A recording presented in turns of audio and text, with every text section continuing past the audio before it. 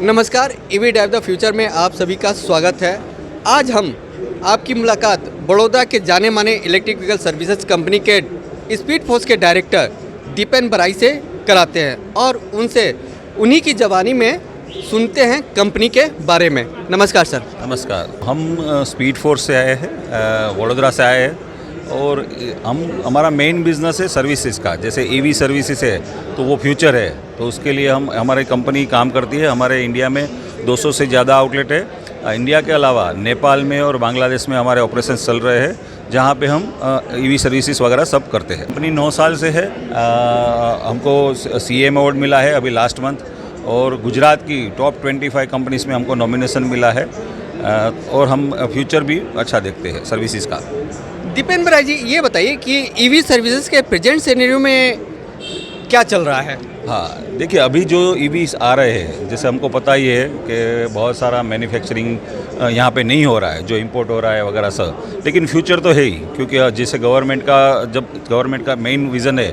जैसे मैं आज यहाँ पे कॉन्फ्रेंस में था तो नीति आयोग वगैरह का जिन्होंने बोला है, तो उनका मेन फ्यूचर है कि भाई ये ईवी लाना है, बराबर। ईवी मार्केट किस तरह से एडॉप्शन करना है, ईवी एडॉप्शन है।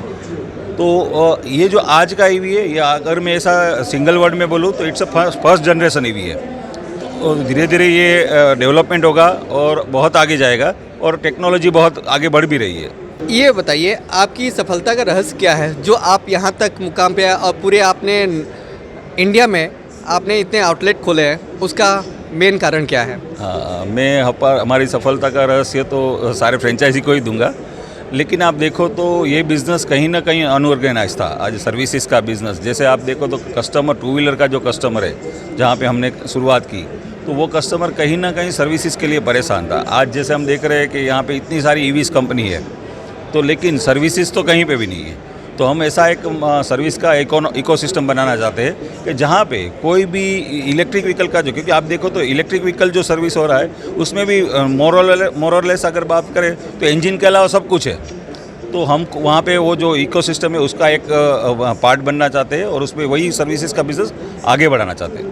अच्छा, आप IC इंजन में भी काम कर रहे हैं और सरकार बोल रही है रेट्रोफिटिंग, मतलब उस पर कन्वर्ट करने के लिए, तो सरकार ने तो अभी पॉलिसी लाई नहीं है, उस पर आपका क्या कहना है? बहुत ही ज़रूरी है। मैं आपको बोला हूँ, हमारे पास रेट्रोफिटमेंट के लिए बहुत सारे कस्टमर्स आते हैं, बहुत सारे, हर एक आउटलेट में। आज मैं अगर बात करूँ स्पीड फोर्स के बारे में, तो स्पीड फोर्स के 200 आउटलेट है। वहाँ पे अगर मैं हर एक आउटलेट पे डेली अगर 10 गाड़ी भी आ रहा है तो 2000 कस्टमर डेली हिट हो रहे हैं। तो जो कहीं ना कहीं अभी जो 80-90% से ज़्यादा कस्टमर आ रहे हैं वो IC इंजन वाले हैं। तो उसको जो उसने आज किसी ने 70-80 हज़ार का 1 लाख का जो बाइक लिया है, उसको रेट्रोफिटिंग की ज़रूरी है। लेकिन गवर्नमेंट के जो नॉर्म्स है अभी, जो रेट्रो अगर इजी हो जाएंगे, और बहुत सारी कंपनी, जिस तरह से आप देखो तो 4 व्हीलर में एक टाइम था कि जहाँ पे हम गैस का बोतल लगा सकते हैं या CNG करवा सकते हैं। अब तो उसी तरह अगर रेट्रोफिटमेंट का भी अगर आ जाए गवर्नमेंट की ओर से, या जो परमिशन मिलना चाहिए ARI वगैरह की ओर से, तो हम चाहते हैं कि अगर सो मेनी कंपनीज को मिले तो जितने भी यहाँ पे जो व्हीकल है उसको भी हम कन्वर्ट कर सकते हैं। आपके फ्यूचर प्लान क्या है? हाँ, हमारा मेन फ्यूचर प्लान है ईवी सर्विसेज, क्योंकि जो गवर्नमेंट और जो ईवी सर्विसेज का है उसके साथ इन फ्यूचर हम चाहते हैं कि हम हमारे ब्रांड से भी कुछ ऐसा व्हीकल वगैरह लॉन्च करें। हम 2-4 स्टार्टअप के साथ भी काम कर रहे हैं। तो मेन फ्यूचर हमारा वही है। पहले तो बेसिक है हमारा जो 2 व्हीलर्स, उसके बाद धीरे धीरे आप देखो तो सर्विसेज में हम 4 व्हीलर में भी सर्विस में आ रहे हैं। जैसे IC इंजन के 4 व्हीलर के साथ ऑलरेडी हमारे बन गए हैं, उसी तरह हम EV 4 व्हीलर सर्विसेज में जो टेक्निकल सेगमेंट है तो वहाँ पे भी हमारा है। इवन 3 व्हीलर में भी बहुत सर्विसेज की ज़रूरत रहती है। तो हमारा फ्यूचर है कि हम इस तरह से आगे बढ़े और हर एक व्हीकल को सर्विस दें। इस क्षेत्र में जो नए लोग आ रहे हैं और नए नए स्टार्टअप लेके आ रहे हैं, उनको ऑटो सेक्टर से कोई लेना देना भी नहीं है, वो भी आ रहे हैं, उनके एक्सपीरियंस से और उनको अपना एक्सपीरियंस, उनका एक्सपीरियंस से क्या लेना देना, ये अभी तक किसी, तो उनको क्या संदेश देना चाहेंगे? हाँ, जैसे बहुत अच्छा क्वेश्चन किया आपने। जैसे बहुत सारे स्टार्टअप आ रहे हैं, तो स्टार्टअप को सबसे पहले तो जब वो कोई भी क्षेत्र से आ रहे हैं, तो अब अगर मैं मेरी बात बताऊं तो मैं भी BCom ग्रेजुएट हूँ। मैंने कभी ऑटोमोबाइल नहीं किया है, लेकिन आज इतना बड़ा कंपनी हम चलाते हैं। तो जो हमारी पूरी टीम है, जैसे मैं अगर बात करूँ तो हमारे साथ जो टेक्निकल डायरेक्टर शाह साहब है, जो ऑपरेशंस वगैरह देखते हैं वो कपिल भाई, ये सब हम लोग मिलके ये इकोसिस्टम जो चला रहे हैं, वहाँ पे हमारा जो मेन सक्सेस का राज है वो मैं आज इसी को बोलूँगा कि वहाँ पे आपको जो काम करना है वो क्वालिटी काम करना है, बराबर। चाहे आपके साथ डीलर जुड़ा है, चाहे आपके साथ कोई भी जुड़ रहा है, तो आपको वो वन टाइम अपॉर्चुनिटी नहीं देखनी चाहिए। मैं देखता हूँ बहुत सारी जगह पे ऐसा होता है कि वो कुछ टाइम वो ब्लूम में होता है, बाद में वो बैठ जाता है। बहुत सारी ब्रांड ऐसी हमने देखी। लेकिन फ्यूचर अगर आपको बनाना है, फ्यूचर और लोगों को फ्यूचर, युवाओं को फ्यूचर बनाना है, तो मैं उसको वही बोलूँगा कि आपको परसिस्टेंटली कंसिस्टेंटली काम करना चाहिए, बराबर। क्योंकि आप देखो तो स्टार्टअप क्या होता है कि एक लेवल का उनका आइडिया होता है, एक आगे बढ़ता है, फिर वो वापस कहीं ना कहीं उसको सिस्टम। लेकिन आज का तो गवर्नमेंट भी इतना सपोर्ट कर रहा है। तो मैं तो अब देखो तो जो पुराना ख्याल के जो लोग थे, जैसे मैं अगर बात करूँ तो मेरे जो बुजुर्ग वगैरह लोग थे, तो हमने तो वही सीखा है कि कोई भी धंधा चालू करो तो 1000 दिन देना है।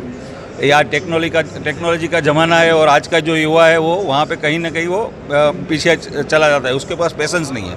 तो पेशेंस के साथ उसको परसिस्टेंस काम करना पड़ेगा, तो वहाँ पे ही वो आगे बढ़ पाएगा। और क्वालिटी, क्योंकि ज़माना क्वालिटी का है, सोशल मीडिया का ज़माना है। आज 5 मिनट में कहाँ पे कुछ भी होता है, तो हम देख रहे हैं इलेक्ट्रिक व्हीकल में भी हम देख रहे हैं कहीं पे भी कुछ भी होता है। तो वो जो है वहाँ उसको टेक केयर करके उसको आगे बढ़ना चाहिए। अवेलेबल है, रिसोर्सेज सारे अवेलेबल है, गवर्नमेंट सपोर्ट कर रही है। तो मैं बोल रहा हूँ EV इज़ द फ्यूचर। और आपका तो टैगलाइन भी बहुत सारा है, EV ड्राइव द फ्यूचर।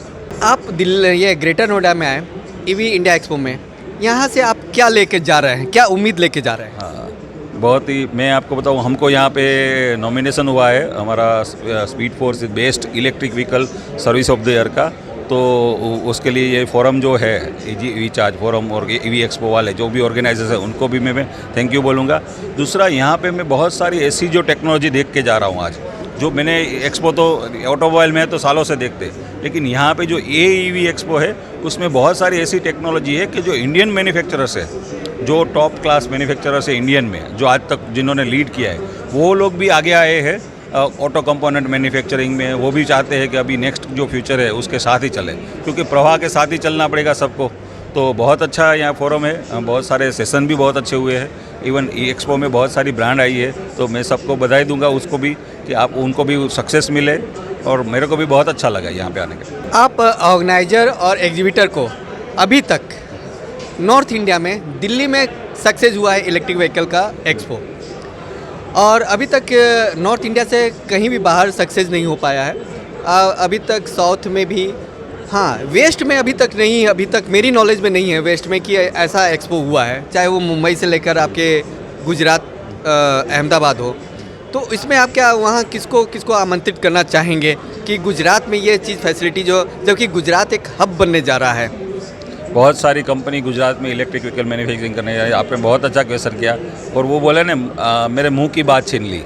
तो जस्ट अभी थोड़ी देर पहले ही मैं जो ऑर्गेनाइज़र के साथ अभी हम लंच में साथ में थे, तो मैंने उनको वही बोला कि सर, आप पहले तो वही बोला कि आप अभी जैसे वाइब्रेंट आ रहा है, तो मतलब आप वाइब्रेंट में आइए, बराबर। तो जो अभिनव जी वगैरह सब थे, तो उन्होंने बोला वो तो आ रहे। मैंने बोला आप ऐसा एक्सपो वहाँ पे भी कीजिए, आपको जो भी इकोसिस्टम, क्योंकि गुजरात आपको पता है बिजनेसमैन का हब है, बराबर। तो गुजरात में भी इकोसिस्टम सारा अवेलेबल है, इवन सारा फैसिलिटीज़ अवेलेबल है। बहुत बड़े एक्सपो होते हैं, लेकिन ऐसे EV एक्सपो की बहुत ज़रूरत है, क्योंकि अगर ये EV एक्सपो होगा तो वहाँ से कस्टमर डायरेक्ट B2B काम कर सकता है, जो मैन्युफैक्चरर है वो, और B2C के लिए भी मैन्युफैक्चरर जो है उसके लिए कस्टमर भी रेडी हो जाएंगे। अवेयरनेस आएगा तो ऑटोमेटिक लोग एडोप्शन में आ जाएंगे। थैंक यू, धन्यवाद। Welcome sir.